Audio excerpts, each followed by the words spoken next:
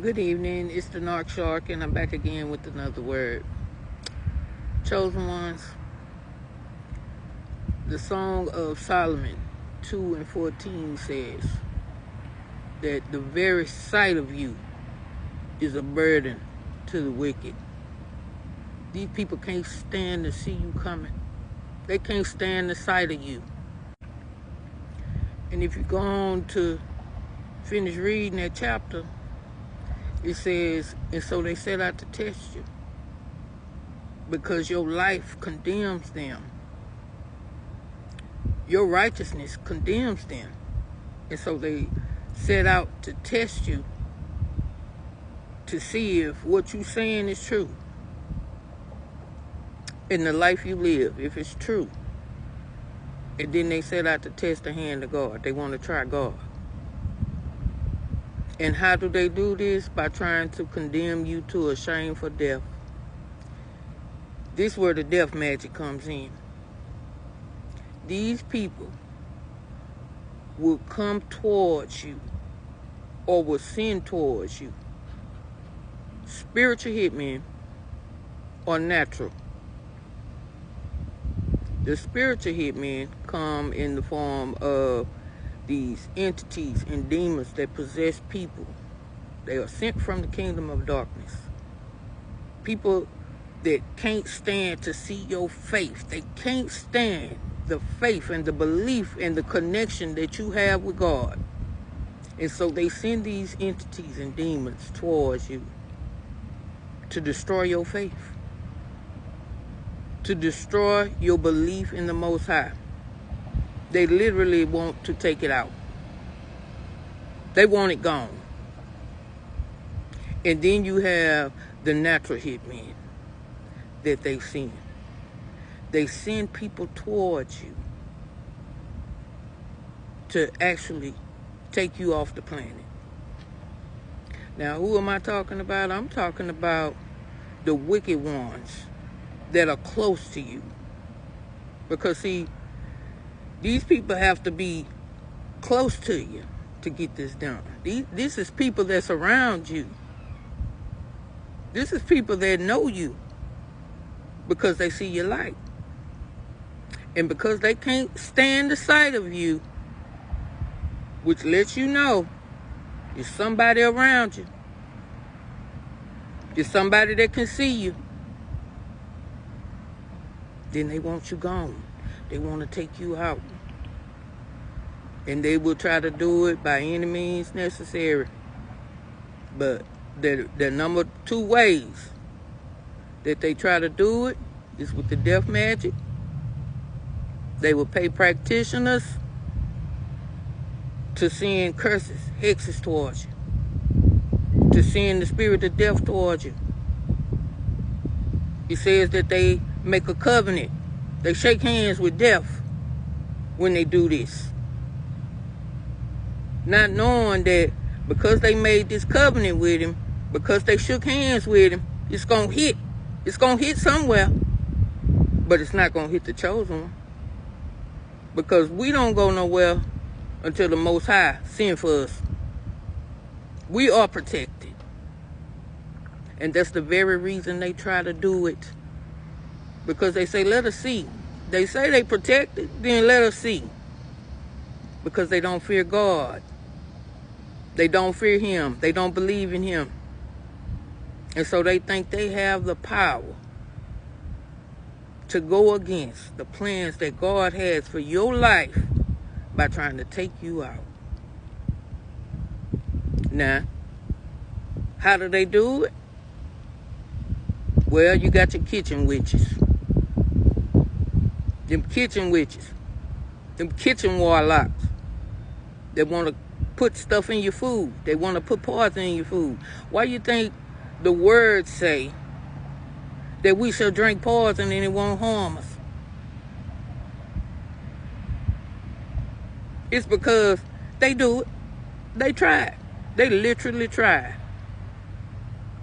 And then they shocked when they see you. See, some of you don't even realize that some of them stares you getting and some of them shocked looks you getting is because these people thought you was dead. These people thought you would be gone. They were looking at you wondering how she's still here. They looking at you, sir, wondering how you still here. You looking like a dead man walking to them. Because they thought you'd be gone by now. They thought you'd be gone. Because they know what they did. They know what they did to your drink. They know what they did to your food. The Most High said it won't even harm us. We're immune to it. We're immune to it. Because once you get bit by the snake,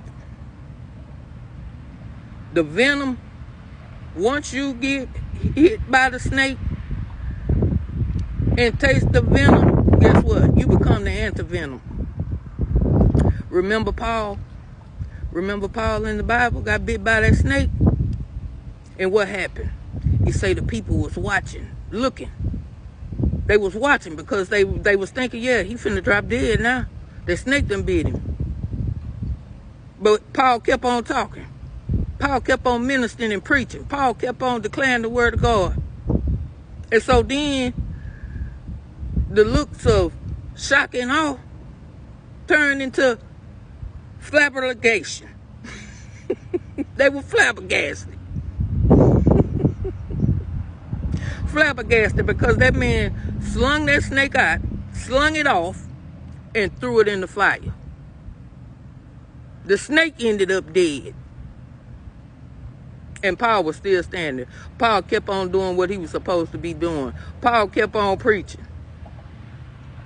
Paul kept on doing what God had him to do. The snake ended up the one in hellfire. The snake the one ended up burnt. Because Paul had the antivenom. Paul was protected. The poison couldn't harm them. The poison couldn't harm Paul. But then they have the natural hitmen that they send. See, some of you don't even know you done had hits put on your life because these people wanted to collect. They sold out when they tried to sacrifice you. They sold their soul for whatever money, for whatever amount of money that policy was that they put on you. They sold their soul for it. And then they try to collect. They try to rush it on in by trying to hire somebody to come against you. Not realizing that we overcome by the blood of the Lamb and the word of our testimony. Because when we speak about it, we call down judgment on it. We call down judgment on that thing. Judas, close to Jesus. Somebody that Jesus saw every day. But he sold him out for 30 pieces of silver. But what ended up happening? Jesus kept on by this mission. And who ended up gone? Judas. Judas took his own self out. Because that death magic that he was, that contract and that hit, that death that he tried to send toward Jesus, it ended up going back to him. He ended up taking his own self out.